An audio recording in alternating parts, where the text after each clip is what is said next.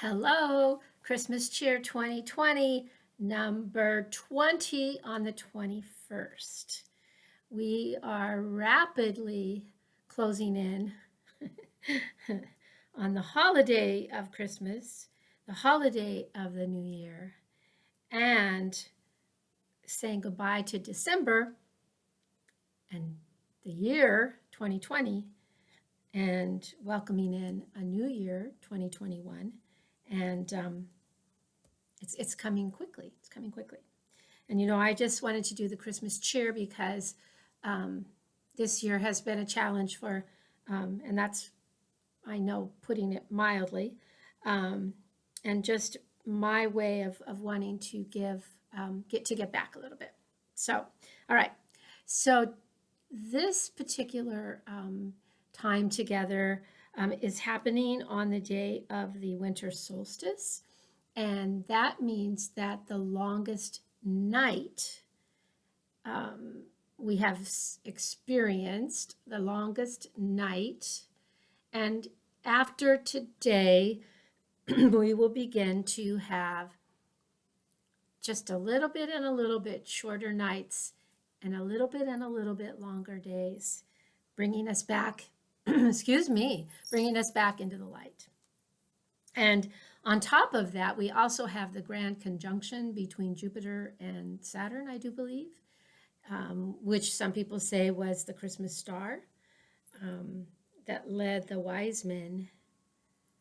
Was it led the wise men to the Christ child lying in a manger? Whether it was a cave or a barn, we're not really sure. It depends on whose story you're reading.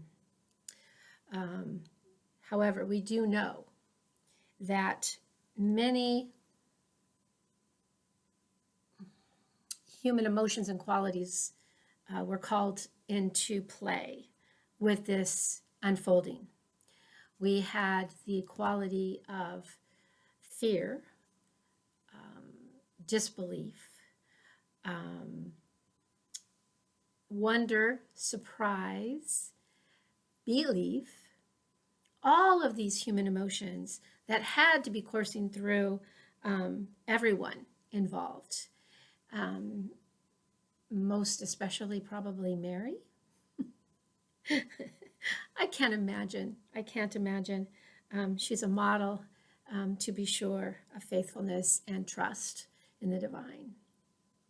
So what I guess I wanted to really have you think about, though, today is whether or not you take time to honor these celestial cosmic events or not. They're a part of our being. They're a part of our energy. We don't have to take things literally in the sense of other traditions that would see this this day maybe from a belief system.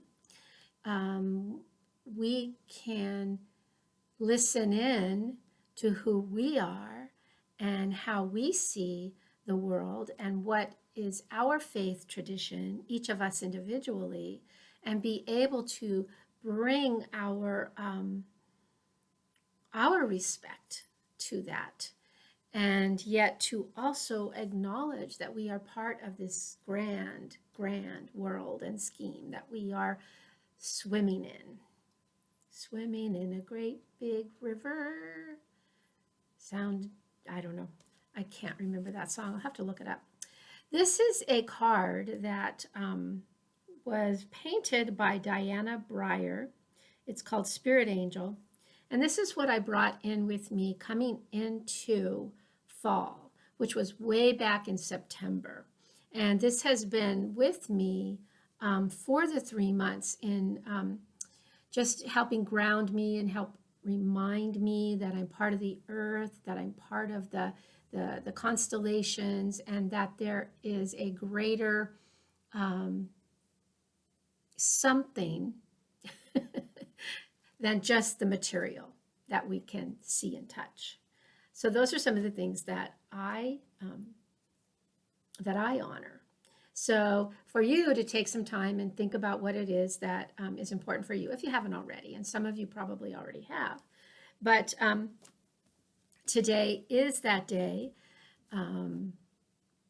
longest night, and the energy, from what I understand, for the next little while, is going to continue to, how should we say this, to bring everything into the light, and systems and institutions and anything that has been hiding something will be brought into the light. And I think that was what was really that impetus to bring Jesus to us,